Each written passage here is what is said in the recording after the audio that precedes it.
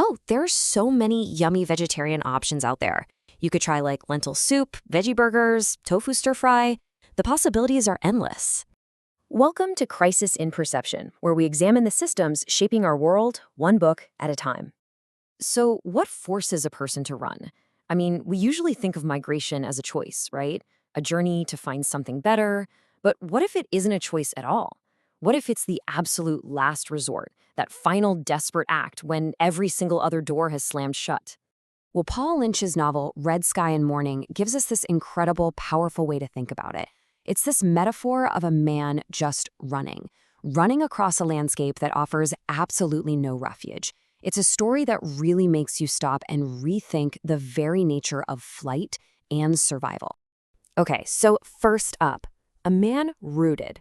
To really get this, we have to understand who is running. And this is key. This isn't your typical story about a migrant. We're talking about Cal Coyle. He's a farmer from Donegal, Ireland, way back in 1832. And this is a man who is as rooted to his land as the stones themselves.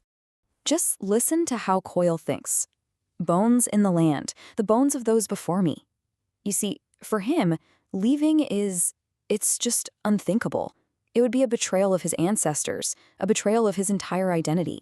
He doesn't just live on the land, he belongs to it. All right, next up. The world closes in. So you have to ask, what could possibly tear a man like that from his home? Well, it begins the way these things so often do, with a dispute over land. There's a confrontation with his landlord, a guy named Hamilton.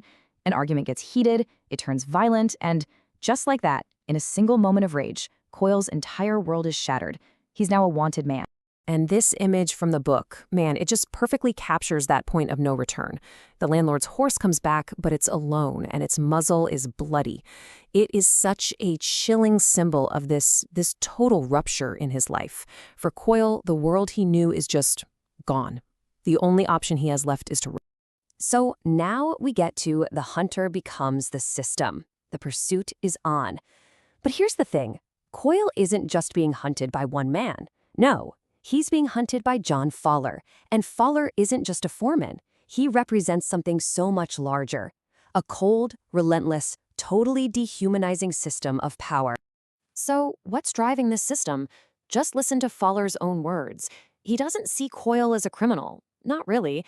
He sees him, and everyone like him, as, well, uncivilized, as less than human.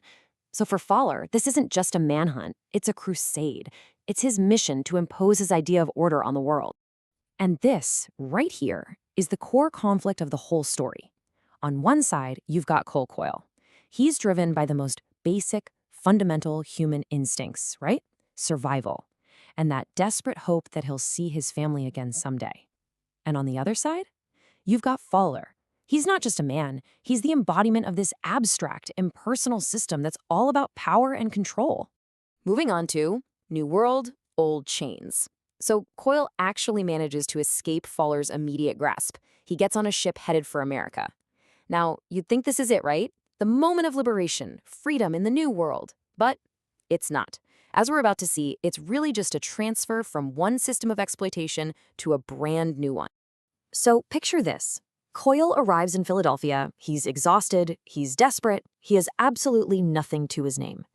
And he and a bunch of other Irishmen are met by this contractor, a guy named Duffy. And Duffy, he offers them everything they want to hear. Work, fair wages, shelter. He's offering them a promise, a foothold in this new country. Of course, the promise is a complete lie. At this remote work site, which gets known as Duffy's Cut, the reality is just brutal. These men, they aren't treated like pioneers building a new nation. They're treated like a consumable resource. Their time isn't their own anymore. They're worked like animals, literally until they break. This is not freedom. It's just economic violence, wearing a different mask in a new landscape. Okay, so this brings us to the heart of it, a crisis in perception. Let's pull back for a second and really look at the bigger picture here. What this novel does is it forces us to completely reevaluate what it means to be displaced, and maybe even more importantly, what it truly means to survive. What Coyle's story really gives us is this visceral, deeply human definition of forced migration. It shows us it's not some calculated decision made in search of a better opportunity. No, it's what happens when all these forces, violence, power, economic systems, they all converge and make your home simply unlivable. It is the final, desperate outcome when there is literally nowhere else to go. And what's the human cost of getting caught in systems like these? Well, the novel brings it home through the voice of Sarah, Coyle's wife, the woman he was forced to leave behind. And her realization is just heartbreaking. She figures out that survival in this world, it isn't about victory. It's not about justice. It's about learning how to accept loss. One loss after another, endlessly. And that just leaves us with this really difficult, lingering question. Because Coyle survives, sure, but there's no justice. There's no resolution. No triumphant heroes return home. He just endures. So if you strip survival of everything we normally associate with a hero's story, what is it? What's even left? So that was our mini explainer on the really powerful ideas inside Red Sky and Morning by Paul Lynch. Look, we've really only scratched the surface here. To truly experience this incredible story and just how powerful the language is, we can't encourage you enough to support the author. Go read the book. Buy a copy if you can.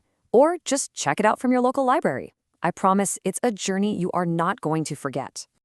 For the full, long-form deep dive into this book and its ideas, follow the link in the description. If you enjoy these explainers, please subscribe and drop a comment with any books or topics you'd like to see us explore next. Until next time, keep questioning.